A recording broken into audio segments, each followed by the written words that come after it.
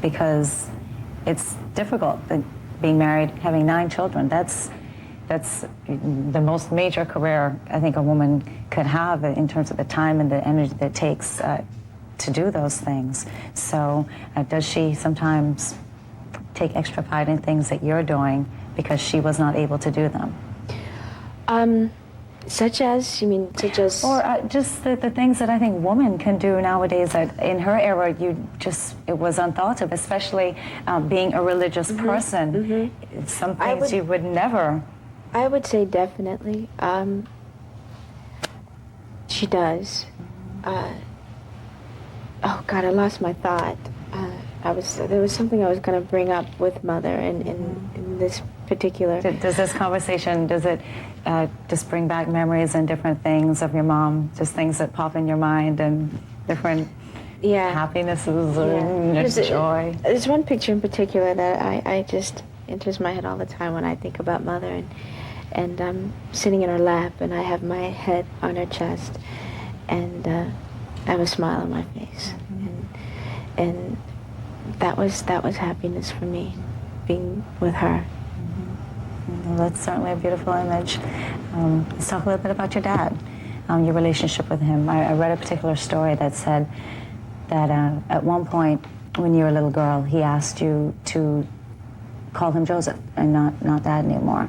And it's funny, we were talking earlier about people going through different things and how it affects you differently. And that's one of those things. Right, because in our family, it was kind of a joke with us that we would call our parents by their first names. And I would say Jens or Pete's or Peter for my dad in a joke, and they would be like, this obnoxious child, how could you call us by our first names? And now my grandmother, it's funny because my niece, her great-granddaughter, calls her by her first name, and it's this big joke in the family that there is this 1-year-old calling this 80-year-old woman Mavis, and it's a big joke in our family, but we can laugh at that, whereas with your situation, I would imagine, and you can tell me if I'm wrong, but it would be fairly different, something being told to you with a mandate on it as opposed to having the choice. Right. For him to say to you, I don't want you to call me Dad anymore. It wasn't even a choice of anymore, really.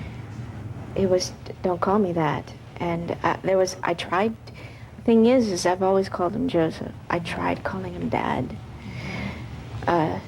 because I saw my other friends with their fathers do it. And he turned around and told me, those are the things that people don't understand, and how it really... Right, because you feel shut out. Yeah, and we've always called Mother, but I still, to this day, everyone in my family calls him Joseph, and that's because he's asked us to. Was that a business decision on his end, from as far as you know, from just... I don't know. Yeah. He said, yeah, call me Joseph. I'm Joseph to you. And at that point, your father tells you something and you do it because you're young and your parents are supposed to, know everything, and they're supposed to be right. So you do what they say. You don't want to get in trouble. Right, you don't want to get in trouble. Right, yeah. Right. You made some other decisions in your life to do things based on your father's wishes. Because I know growing up, your father is always so important to you. Do you regret any of those decisions, whether it be calling him Joseph or doing a specific TV show, or I wish the whole relationship was different. Yeah. I really do. We're not close, and I don't know if it ever will change. It's. I see him making an effort, and it tears my heart at times, but it's difficult.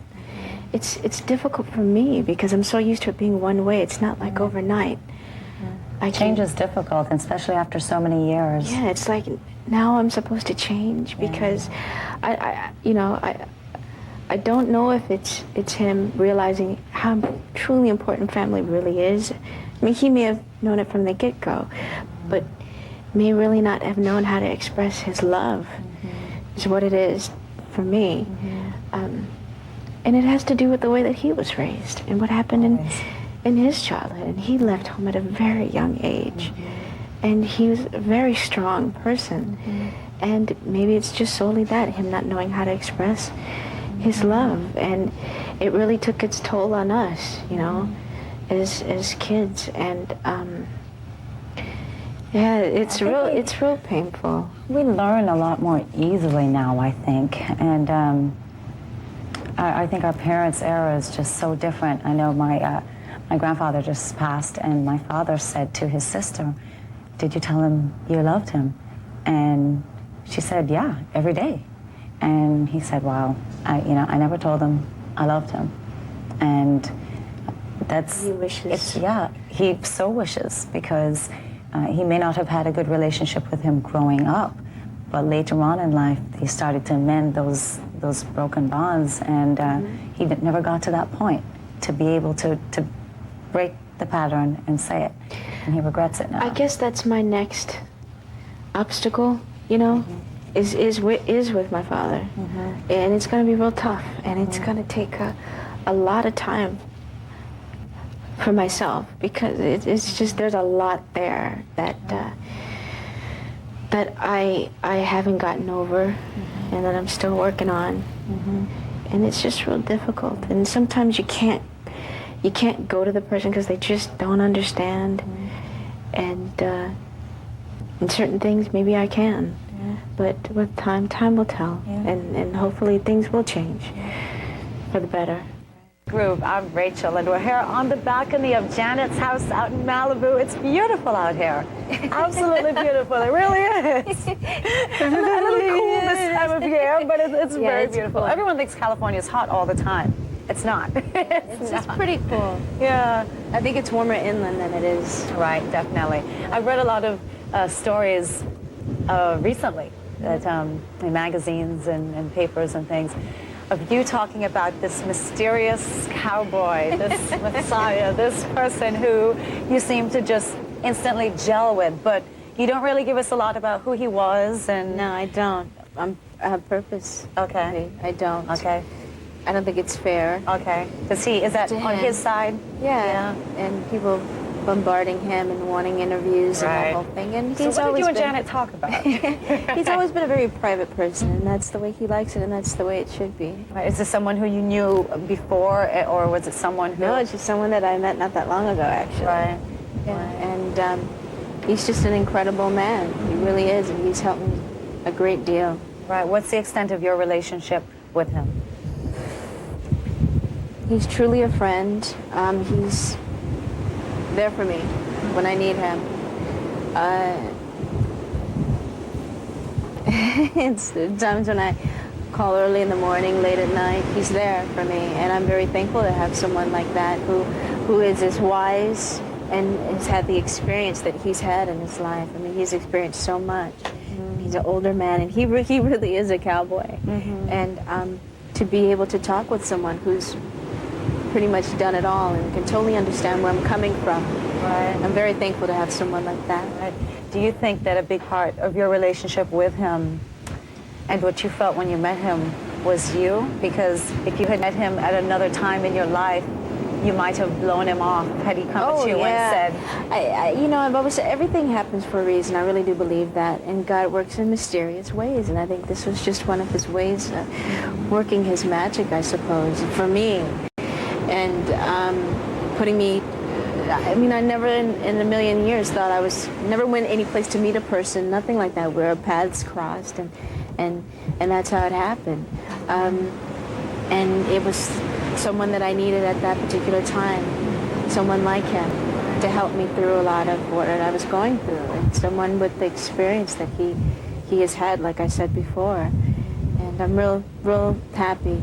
Right. You've said that he has been one of the most important people in your life at this time, along with Renee, your longtime boyfriend. What is it that this person gives you that Renee does not, or do they both give you the same? They give me a great deal, but it's on two different levels, really. With him, it's the knowledge that he's had, the experience, and Renee and I together are learning. And then there are things by Renee being on the outside looking in, he can see. And that he's definitely helped me with. But for someone like the guy from the desert, just all that that he has experienced and what he's even taught, like I said before, Renee as well as myself together. Is it strange referring to him as the guy in the desert since you have such an intimate relationship with him? Well, I said the guy in the desert because that's what you just said. Oh, well because I don't know his name. Right, but that's what I know this guy that I met, this cowboy. And normally I say the cowboy. So, but is it strange to refer to him as no, it isn't. That's funny. We've heard a lot about your relationship with Renee to the extent of the time that you have been together. How did you initially get together? It seems like so long now that you have been a couple. But, for 12 years. Wow, it's a long time. Yeah. How did you initially make that connection that you were going to be together? I had to pull it out of him. He didn't want to fess up to it. Oh, no. So you felt that he had feelings for you? Well, yeah, I did.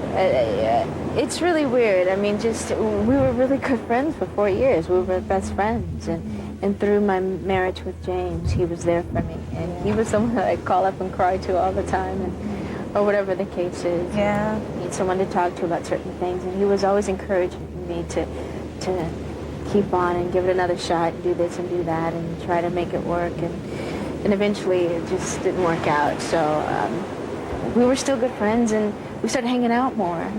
And out of nowhere, I won't go into the story, but it's kind of how it happened. And we started dating. Oh, look at the kites. How does someone date Janet, though? That's my question. You know, it's people can't see you that way. It's difficult. How do they? I don't know. I guess that's a question to ask Renee. Where's Renee? He's working. Oh, no. How do they? I don't know. I think it was hard for him in the beginning, and he was fighting it a lot because he wasn't planning on falling in love again. He was in a couple of bad relationships, and he didn't plan on having his heart broken again. And I guess that's what he thought would happen with the next relationship that he would enter. But I'm very thankful that it's gone the way that it has. And like I said, we've been together for 12 years, and I think we're very fortunate. There seems to be a very healthy separation between the personal relationship and the business side of it, because you guys do work together? Yes, we do, and it's really hard. It's one of the most difficult things that we've had to learn to work out. There's a time to turn it on and a time to cut it off, where it's just the two of you and being intimate and being a couple. And then there's the whole business where, and whatever may happen while you're working, you don't let that cross over into your relationship. It's like, this is just strictly business. It has nothing to do with our relationship. And we've managed it pretty well. And at times it gets a little tough. It's like God say, okay, I'm going to test you guys to see if you're still on your P's and Q's. Yeah. Throw something in, and it just kind of messes us up for a second, and then we get right back on track again. Right. But it has been tough from time to time. But I think we've done fairly well, because most people can't continue that, and we've been doing it for 12 years. Yeah, it's definitely a long time. Would you say that with your relationship with James that you're somehow turned off of marriage, or it's just something? No, no. It's more of a spiritual thing for myself and Renee at this moment. Spiritually, we do feel that we're connected in that way, and you know, when people get married, a lot of things that I hear is wondering how long it's going to last. Do I give them a year? I give them 2 years? Will I give them just a few months? And I feel that because of these Hollywood marriages and that whole thing, and it's not easy for anyone. But I feel when they start to do that, when they begin to do that, they put a lot of negative energy in the universe, and that's no good. And I think you're bound to fail at that point, with everyone staring at you, waiting to see, I knew it would happen. You know, so we like the way it is, what we have right now. Who knows, someday maybe we will, but right now we like what we have. We're very happy with that. Do you believe in the concept of soulmates? And would you say? Yes, I do believe in it. Do you say Renee's your soulmate? Yeah. Yes, I do believe that. It's beautiful. All right, we're going to take a break and come right back. Janet on Planet Group. We'll be back.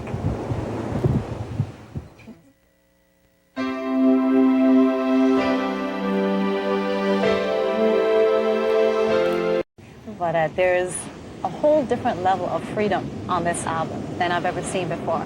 Just with the topics that you're writing about, and the things that you do address, as we spoke about earlier. the sexual content is at a whole different level. Was that something that you felt your audience was truly ready for, or that you didn't care? You just wanted to put it out there.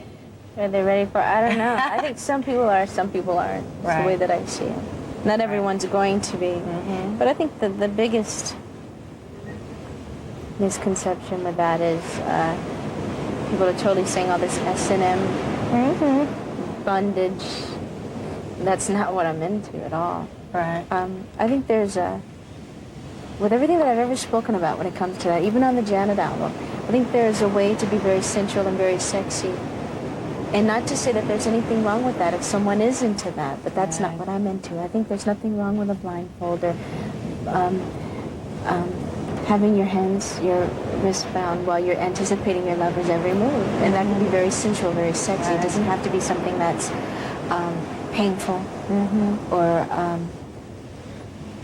I guess frightening in a way, but yet pleasurable in a way, which that's not what I'm into. But the sensual, more sensual side of it, like I just explained, that's what I enjoy. And that's what I think one of the biggest misconceptions for doing the song Rope Burn. Right. Yeah. I know that a lot of people, as I said, were not ready to hear you talk about these different things. But you yourself, when did you go from, and you may never have been this person, but the perception of you, when did you go from being the shy, innocent Janet, conservative Janet, to the outspoken, sensual, sexy woman? I think it was with the Janet album. It was right after I did Poetic Justice. That's what changed me a lot. The movie? Yeah, doing the movie Why and so? the people that I met, the girls that I hung out with. I mean, before that, it's like I never cursed. I never did. Oh, to hear someone curse, it's like, how sinful. And I used to charge Jimmy and Terry 25 cents every time they said a curse word when we did the Control album. Funny. And I did. How much money did you make? Well, they didn't give me all my money. They still owe you. Yeah, they do still owe me. But it's like, okay, this game isn't cute anymore. Right. It's like, well, stop cursing. Right. But that, I mean, that's the way I felt. That's how I was, grew up, and especially with the religion that we grew up with. But then my life really took a turn, a totally different turn during that film. And one of the girls that I hung out with, Josie, she was like a sailor.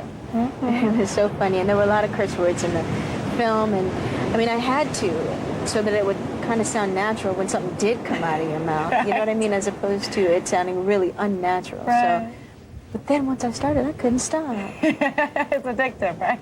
Yeah. And it's like, okay, wait, I got to find different words. It's like I did it before. I can do it again, but it's tough. It's That's really hard funny. to stop once you start. I was in the Army for a couple of years, so I know that cursing thing. It's like, we used to call it trucker mouth. Oh, really? Yes. So it's hard once you stop. This whole sexuality that you've been experimenting with or feeling so much now, more so with this album that you're showing us anyway, how do your family and your friends react to it? My friends love it. My family doesn't talk about it. It's the unspoken. That's how, it's like the dead elephant in the living room. You just don't talk about it.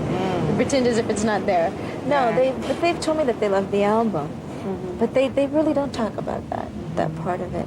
It's more on a musical level that we speak about, musically speaking. I'm going to read a little quote to you here. Kick off your shoes and sit right down. Loosen up the back of your pretty French gown. Tonight's the night. Why didn't you change the words when the original song says, "'Cause I love you, girl, ain't nobody gonna stop us now"? Why didn't you change the words?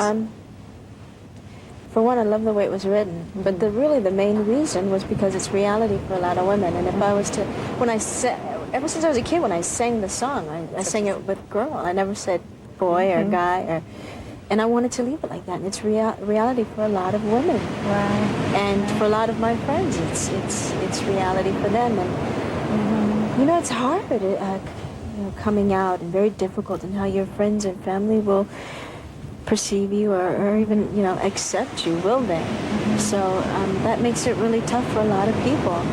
And hopefully with songs like this or songs like Free Zone, it will help in some sort of way. But Free Zone is just not about homosexuality. It's about heterosexuality as well. It's about people being themselves, regardless of what race you are, regardless of what your sexual preference is. It's being who you are and not living your life for someone else or pretending to be someone else for someone else. Because you see so many different people play so many different characters around different people to please those people, as opposed to being themselves, pleasing themselves, and that's what it's really about. Right. Would you say that also with this album, with you letting go of a lot of the emotional and the mental pain that you had, that some sexual pain for pleasure was the addiction that you picked up, or you release something, you pick something back up? Sexual pain? But see, I don't think... For pleasure. But see, I don't see it as sexual pain. To me, there still isn't any sexual... I mean, someone said something about, like, the candle wax, and said, oh, God, that must be painful. Well, for some people it might be painful, but for others it may not. And, a friend of mine tried it just for the first time a couple of weeks ago, and they loved it. Yeah, they absolutely loved it. I feel really silly talking about this like this. But you know what I've noticed about you? Your print interviews are a lot more giving. They're very open. You go into depth with a lot of the sexual things, but your TV interviews aren't so much the same. Why? Yeah. I don't know. I'll tell you why. And it's crazy, but I just envision my mother. It's the weirdest thing. I can see my mother. When I feel that there's a camera on me, I think about mother. But when someone's like this, it's like having a conversation with someone. You know what I mean? So if you turn the cameras off, we can really talk. And I'll hear all about it. Oh, no. God, that's funny.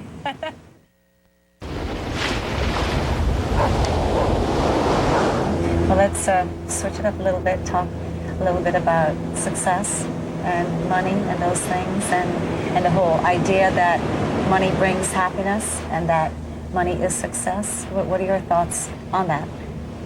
Is money success? What is success to you? Success is doing what you love, I think, regardless of the money.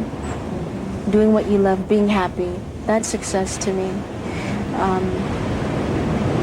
Having someone that you love there with you the whole way, that's success to me. Being happy, that's truly success to me.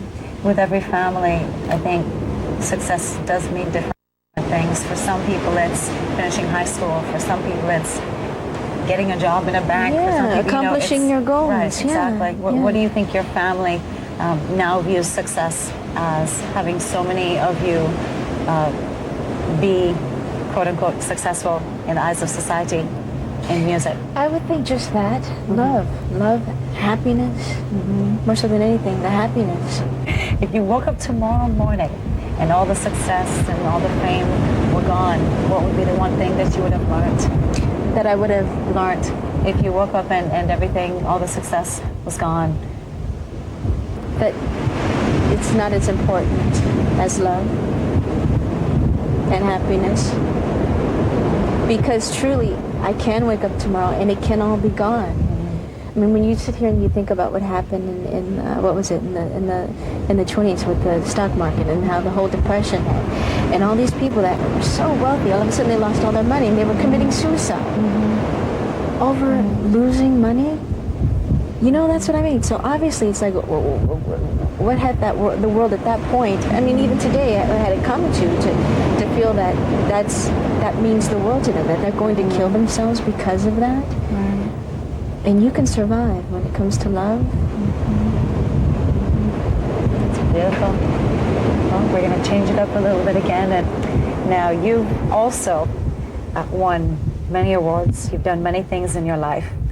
Been in TV shows, movies, worldwide tour, and I mean, your awards are endless. Your albums, 8 American Music Awards, 2 Grammys, 7 MTV Music Awards. Actually, listen to me correcting you. Actually, I have 4 Grammys. Okay, 4 Grammys, 5 Soul Train Awards. Where are your right? awards? We walked through your house and... No, they're not here. Okay, where do you put your awards? Storage. Really? Yes. Why? Why? I don't know. I just... No, actually, we had another house, and we wound up selling it. But because people always want to see your awards, so we had them displayed. And that's the way it was growing up. But I don't know. I like the home to be the home. Right. Maybe if our house was bigger, or we had another area, or a little cottage away from the house, I would probably display them there, but not within the house. Do you feel that you're a well-rounded person? Well-rounded? No, not really. No. I don't feel that. No, because I think you are. Oh, What do you feel is missing? Why you don't feel you're well-rounded? Well, I mean, I don't. To me, a well-rounded person would know a lot about politics, a lot about sports. I mean, everything under the sun. And I don't. What do you know the most about? What is it that you feel that you would be extremely comfortable talking about for a lengthy space of time? About life and its ups and downs and how to deal with that. The things that I've recently learned. That's what I feel most comfortable talking about. Well, someone in politics or something else may know nothing about that. So that's true. Yeah, it's very true. Yeah. What are some of your fondest moments that you have of your life to date?